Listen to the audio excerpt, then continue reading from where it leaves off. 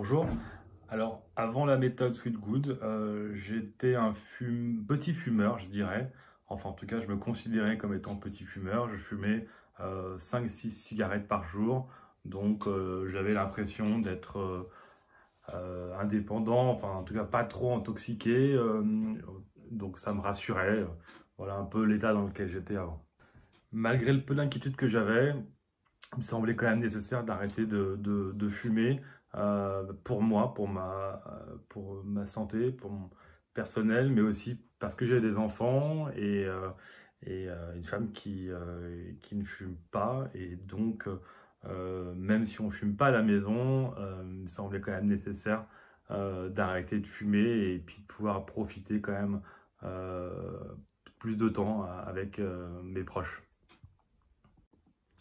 Alors par le passé, enfin avant la méthode Switch Good, du coup, j'ai essayé d'arrêter de fumer définitivement avec les cigarettes électroniques, comme pas mal de monde, je pense. Mais ça n'a pas fonctionné. J'étais pas assez assidu et puis le fait de garder ce geste de fumer, j'ai vraiment l'impression de remplacer une drogue par une autre. Donc ça n'a pas fonctionné du tout. Ça m'a même pas permis de réduire finalement le tabac. Ça s'est juste additionné presque à la cigarette.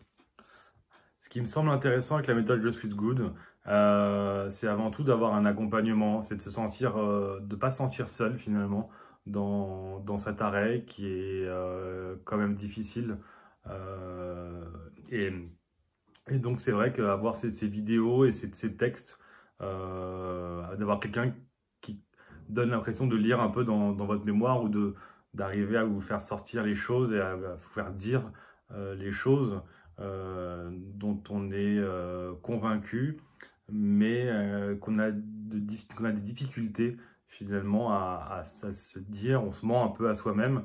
Et c'est vrai que la méthode de Switch Good, on a l'impression qu'on nous parle. Donc c'est vrai que, en tout cas, Switch Good, ça m'a parlé pour le coup. Alors aujourd'hui, j'ai arrêté de fumer, c'est 5-6 cigarettes par jour. Je ne veux pas dire que c'est facile tous les jours, parce que j'ai pas mal de gens autour de moi qui fument encore, mais qui me soutiennent.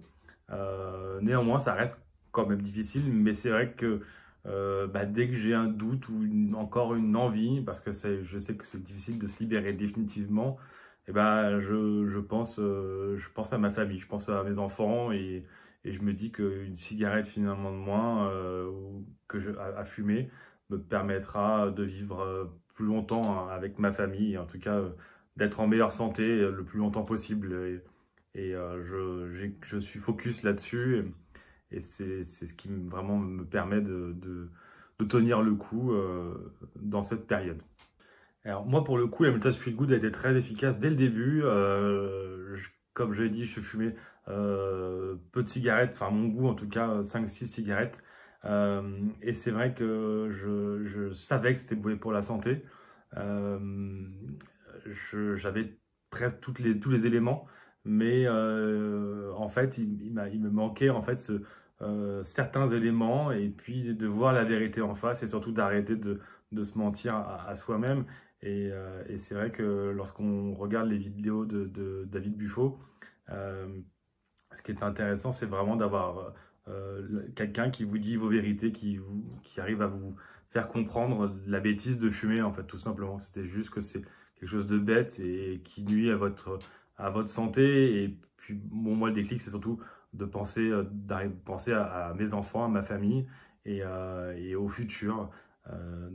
C'est vraiment dès que dès qu'on s'en rend compte, en fait, grâce aux vidéos, il y a comme un déclic à ce moment-là, en fait. C'est surtout voilà, la famille, les proches, et puis vivre le plus longtemps possible, finalement, en bonne santé.